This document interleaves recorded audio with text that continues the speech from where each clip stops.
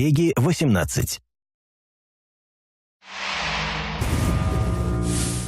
Hi everyone, my name's Alex Hutchinson, creative director on Far Cry 4. I'm Mark Thompson, I'm the narrative director on Far Cry 4. Nice to meet you. Nice to meet you as well, and welcome to Karat, our new fictional location. So in Far Cry 4, you step into the shoes of AJ Gale, who is returning to the country of his birth, initially just to scatter his mother's ashes before he gets caught up in what's essentially a civil war. Karat is a fictional place based somewhere in the Himalayas, inspired by places like Nepal and Bhutan, and a bunch of countries from that part of the world.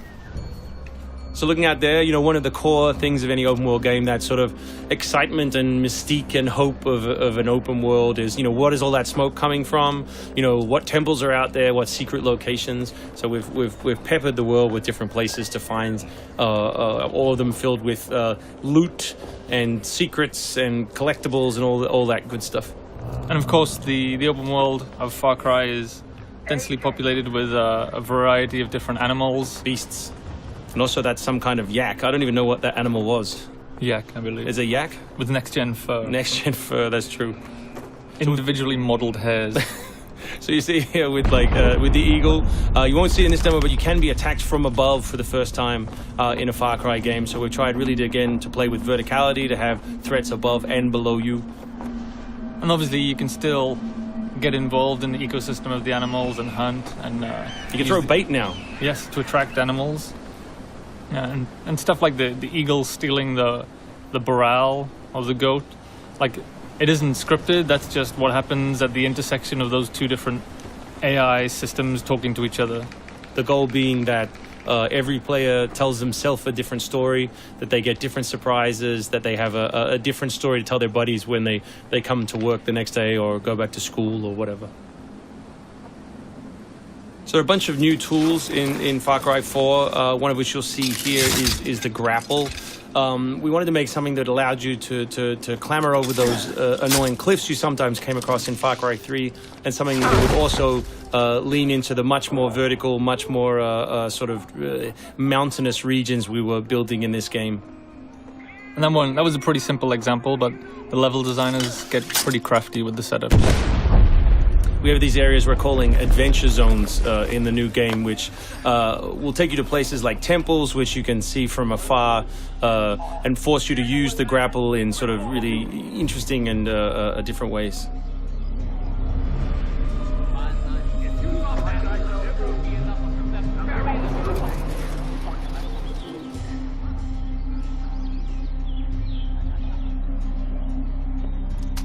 The auto crossbow is a new stealth weapon that we've introduced for Far Cry 4. It adds a little more versatility than the bow did in Far Cry 3. Obviously it sacrifices the long range for rapid fire, but it's still a super useful stealth weapon. So this is one of my favorite bits. This if you look down when you're meleeing in the new game, you kick. So you can do all kinds of fun setups such as that.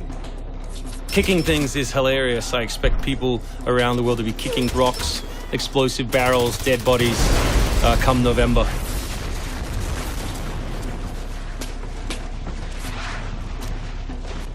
Our goal really was just to provide as many tools as possible, whether vehicles or animals or weapons or, you know, goofy stuff, and let people fit them together any way they want. Yeah, and we've snuck a few features in that fans of Far Cry 3 I think are going to be surprised by. Drive and shoot. Yes. So drive and shoot, obviously it's a bit frustrating to be chasing someone forever and have to sort of drive in front of them, pull over and wait for them to get out. So now in the vehicles you can drive and shoot with any one-handed weapon. And you can also do driving takedowns from any vehicle, which I really like. So this idea of leaping from your vehicle into another vehicle, do horrible things to them, boot them out the side, and then continue on your merry way. You can now deliver death without even leaving your seat. So wingsuit is still here, and it's really cool, as you see, and actually when the space became more vertical, it actually became more fun. The mountainous environment means that there's a lot more wingsuiting to be found. And hopefully you won't get it before the middle of the game. You will. Hopefully you will get it before the middle of the game. That's the current plan. But we are many months away from watching you guys abuse this online. Means that there's a lot more wingsuiting to be found. And hopefully you won't get it before the middle of the game. So here you'll get a look at elephants.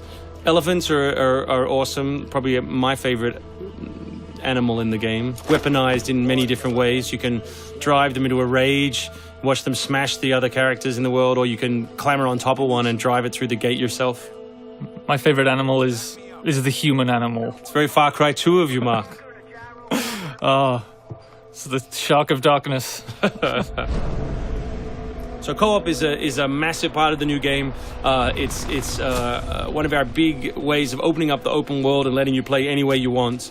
So basically, when you ask your buddy to join, all the solo missions turn off, and you're left with all of the open world toy, the outposts, the fortresses, the towers, all the quests to play any way you want.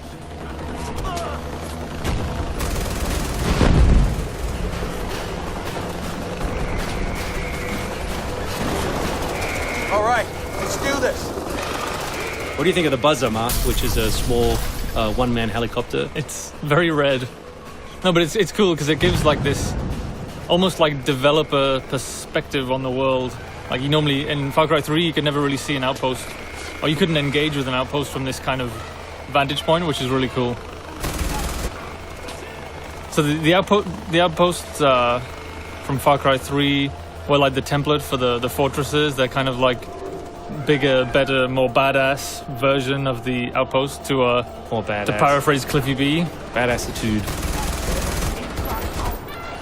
So imagine charging that vehicle, you know, atop the elephant as opposed to just watching it happen. We spent a lot of money on that feature. Be a lot of money. Perhaps we could have put that in a video. Very expensive. So thanks everyone for watching. We really appreciate your time, and we look forward to showing you a whole lot more gameplay in the coming months. The game ships, of course, November 18th worldwide on PS3, PS4, Xbox 360, Xbox One, and PC.